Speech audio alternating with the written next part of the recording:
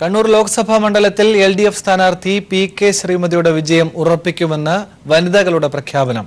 ശ്രീമതി ടീച്ചറുടെ തെരഞ്ഞെടുപ്പ് പ്രചരണത്തിന്റെ ഭാഗമായി സംഘടിപ്പിച്ച വനിതാ പാർലമെന്റിൽ ആയിരങ്ങൾ പങ്കെടുത്തു. സ്ത്രീകളുടെ അവകാശങ്ങൾക്ക് വേണ്ടി ശബ്ദമുയർത്താൻ വീണ്ടും ശ്രീമതി ടീച്ചറെ പാർലമെന്റിൽ എത്തിക്കുമെന്നാണ് ആയിരക്കണക്കിന് വനിതകൾ ഏകസ്വരത്തിൽ പ്രഖ്യാപിച്ചത്.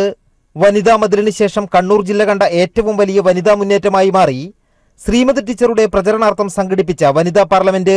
മട്ടന്നൂരിലും ശ്രീകണ്ഠപുരത്തും CPIM പോളിറ്റ് ബ്യൂറോ അംഗം ബൃന്ദ കാരാട്ട് വനിതാ പാർലമെന്റ് ഉദ്ഘാടനം ചെയ്തു. കണ്ണൂരിന്റെ വികസനത്തിനൊപ്പം കഴിഞ്ഞ 5 വർഷം രാജ്യത്തെ മുഴുവൻ സ്ത്രീകൾക്ക് വേണ്ടിയാണ് ശ്രീമതി ടീച്ചർ പാർലമെന്റിൽ ശബ്ദമുയർത്തിയതെന്ന് ബൃന്ദ കാരാട്ട് ചൂണ്ടിക്കാട്ടി. And she is the one woman MP who stood up and demanded women's reservation in parliament. All the women with any problems, they will come and ask us, please introduce us to PK Srimati.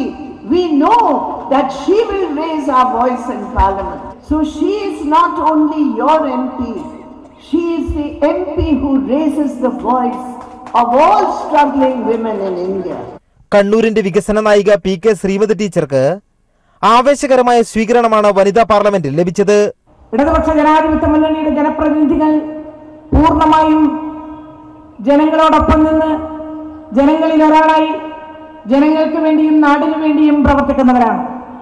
ആ ഉത്തരവാദിത്വ ബോധത്തോടുകൂടി കഴിഞ്ഞ 5 വർഷക്കാലവും ഞാൻ പ്രവർത്തിക്കാൻ എന്റെ പരമാവധി കഴിവ് വിനിയോഗിച്ചിട്ടുണ്ട് എന്നാണ് ഞാൻ വിശ്വസിക്കുന്നത്.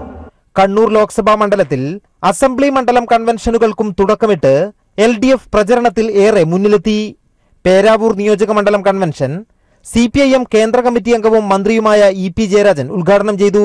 News bureau, Kannur.